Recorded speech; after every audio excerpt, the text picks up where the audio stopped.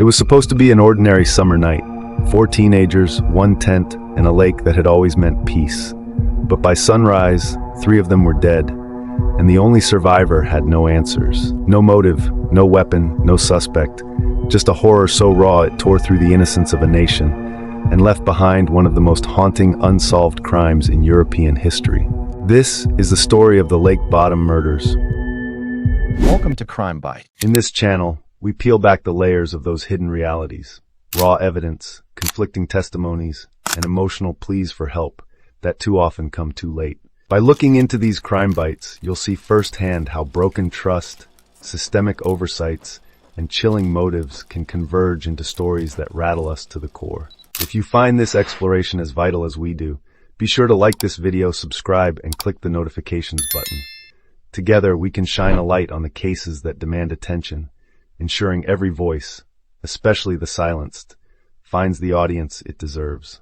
On the morning of June 4th, 1960, Lake Bodom looked like a mirror.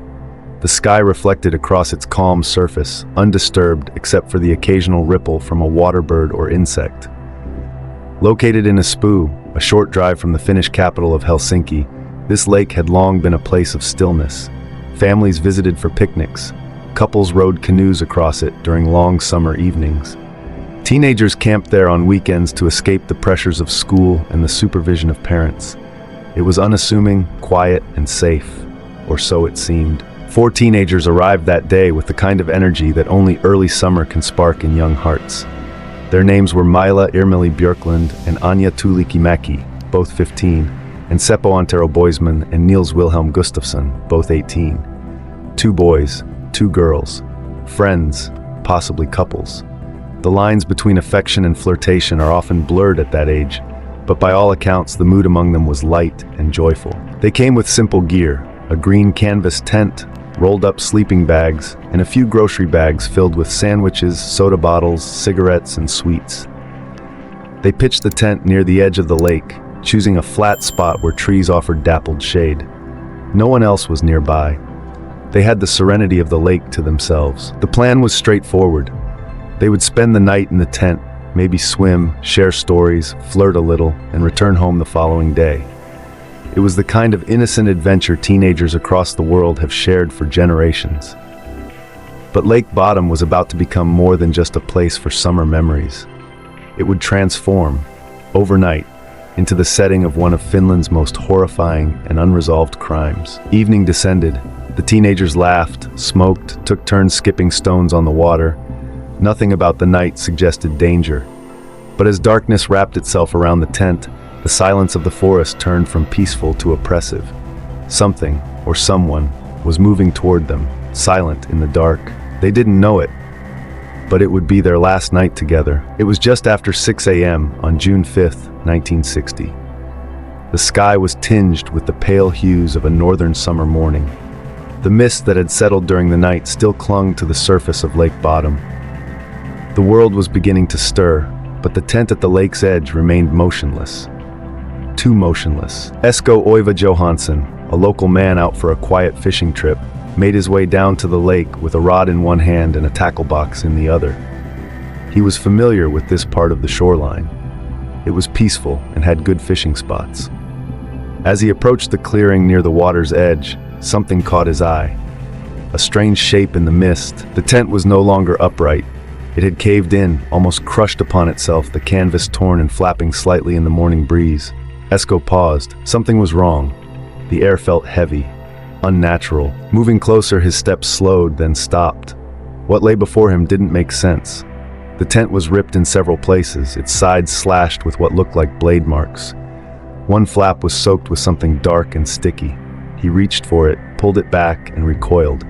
Inside, bodies. Seppo Antero Boisman was dead. His body was found closest to the front of the tent, partially slumped over a sleeping bag, as though he had tried to rise or defend himself. Mila Irmeli Björklund had also been killed. Her injuries were brutal, the wounds on her head and face consistent with being struck repeatedly by a blunt object. Her sleeping bag was soaked in blood. Anja Tuulikimäki was still alive, barely. She was unconscious, her breathing shallow and ragged, her skull fractured. She would later succumb to her injuries in the hospital. Nils Wilhelm Gustafsson, the fourth member of the group, was found outside the tent. He was badly injured. His jaw was broken, his face severely bruised, his body covered in cuts and abrasions. He appeared to have crawled or been thrown from the tent in the course of the attack. Blood loss had left him in a state of semi-consciousness. But what was perhaps most disturbing was the absence of certain things. Nothing of value had been taken. The teenagers' wallets, clothing, and supplies were still at the scene. Their shoes, however, were found scattered across a wide area, some of them located more than 500 meters away in different directions. The police were called almost immediately. Investigators cordoned off the scene with yellow tape, though in 1960s Finland, forensic techniques were rudimentary. There were no surveillance cameras, no DNA analysis, no advanced profiling. What they had was blood, torn fabric, shell-shocked silence, and one survivor who couldn't speak. The newspapers seized on the story. Headlines ran in bold black letters, "Mass murder at Lake Bodom." Finland was not a country used to such brutality. Families no longer felt safe sending their children camping. Teachers, pastors, and even politicians issued warnings. Parents locked their doors earlier. The illusion of rural innocence had been shattered. What baffled investigators was the ferocity of the attack. This was no robbery gone wrong. The killer or killers had crept upon sleeping teenagers in the dead of night and murdered them in a frenzy. Experts determined that the assailant had stabbed and bludgeoned from outside the tent, through the canvas. The angle of the wounds, the tent rips, the direction of the blood trails all suggested the attacker had not even entered the tent fully. They had attacked blindly, viciously, with purpose. The murder weapon was never found. Police used dogs to search the woods. Divers searched the lake. They found torn bits of clothing, a comb, and the odd footprint. But no blade, no club, no gun. The killer had vanished like a ghost into the forest. And Nils, the sole survivor, he was barely clinging to life. For weeks, Nils Gustafsson remained hospitalized under intensive care. His physical wounds were severe, but what troubled doctors and investigators more was the fog surrounding his memory. When he was able to speak, he offered little. He said they had gone to bed sometime after midnight. He remembered laughter. He thought he heard rustling in the woods, movement, perhaps voices, but then nothing but pain. He blacked out. His next memory was waking up in agony with the police leaning over him. At first, he was treated as a victim. The press painted him as the unlucky survivor, the boy who had lived through unspeakable trauma. But cracks began to appear in the narrative. Why had his shoes been found so far from the scene? Why were his injuries different in nature and placement from those of the others? His wounds, though serious, lacked the same depth and savagery. Some began to whisper that he might have staged his own attack to cover up a crime of passion or a psychotic break. Others argued this was absurd. How could an 18-year-old boy disfigure himself so convincingly? The police didn't have answers. In fact, they didn't have much at all. With no eyewitnesses, no fingerprints, and no murder weapon, the investigation stalled. Over the next few months, they questioned locals, drifters, vagrants, and even known petty criminals.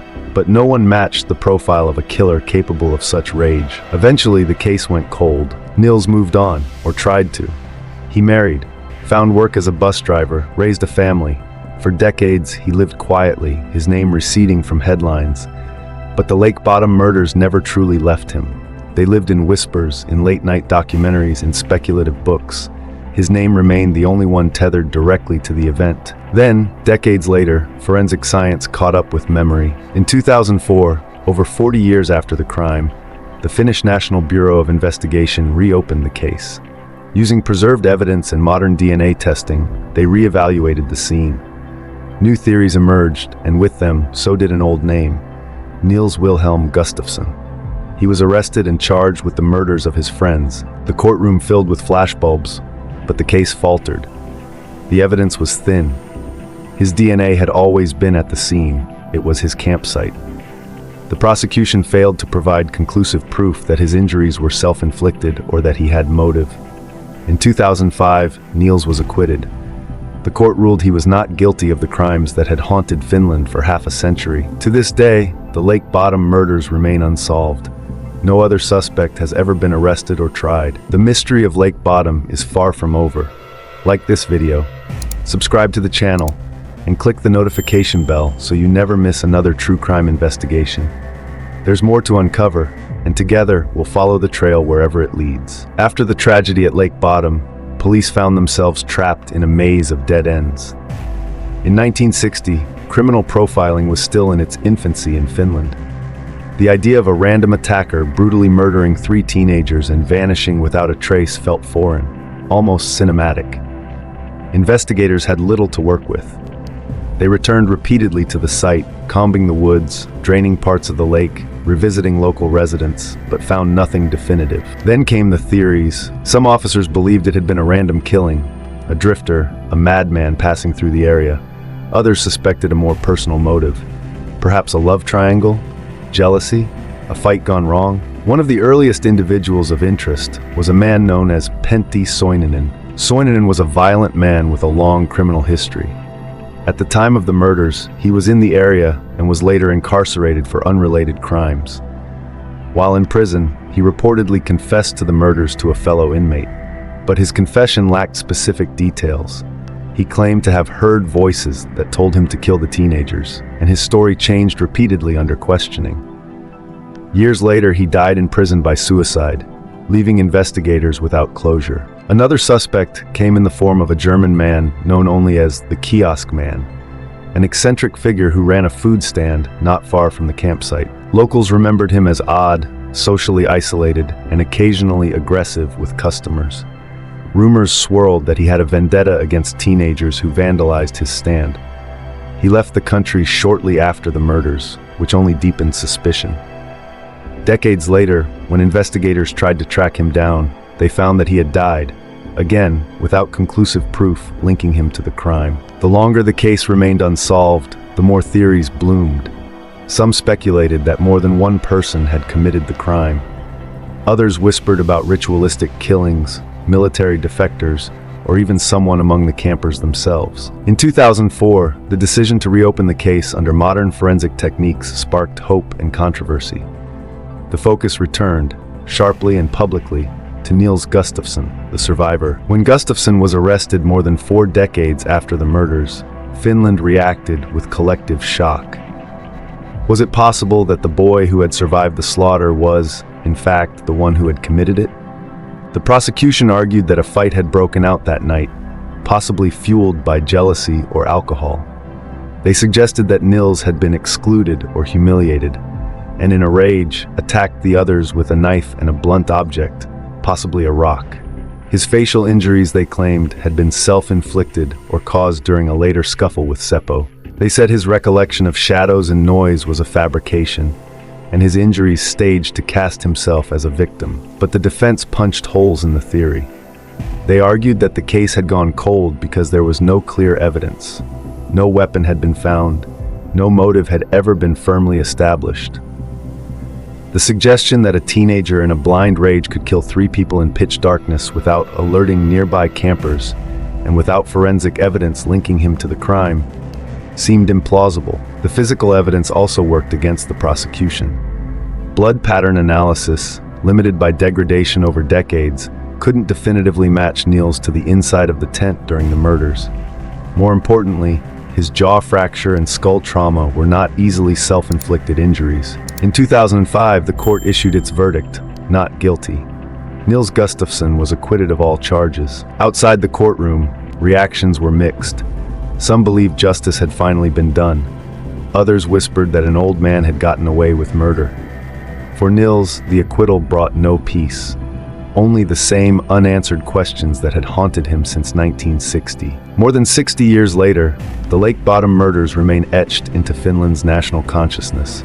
It is no longer just a case, it has become folklore, a warning, a ghost story. Books have been written, documentaries have aired, a popular metal band even named itself after the lake, Children of Bodom, pulling the tragedy into the realm of pop culture. Yet the case continues to resist resolution. What makes the story so chilling is not just the violence, it is the silence, the absence of answers.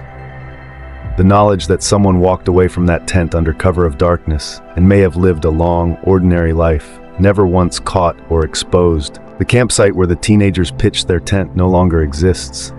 The area has changed. Forest paths have shifted, and nature has reclaimed much of what happened. But locals still speak of it. Some avoid the lake entirely. Others go out of curiosity, drawn to the place where innocence was stolen. In the end, what happened at Lake Bodom is more than a murder mystery. It is a mirror reflecting human fear, the fear that some things will remain unknowable, that evil can walk through our lives in silence, that sometimes survival doesn't come with clarity or closure. The woods remember, the water reflects, and the silence lingers. It's been over 60 years since that night. The killer or killers were never found, but the questions remain. Was it a random act of violence, a crime of passion, or something even darker? If you believe the truth is still out there, waiting to be uncovered, then join us. Like this video, subscribe to the channel, and click the notification bell to follow every lead as we uncover the world's most chilling unsolved crimes.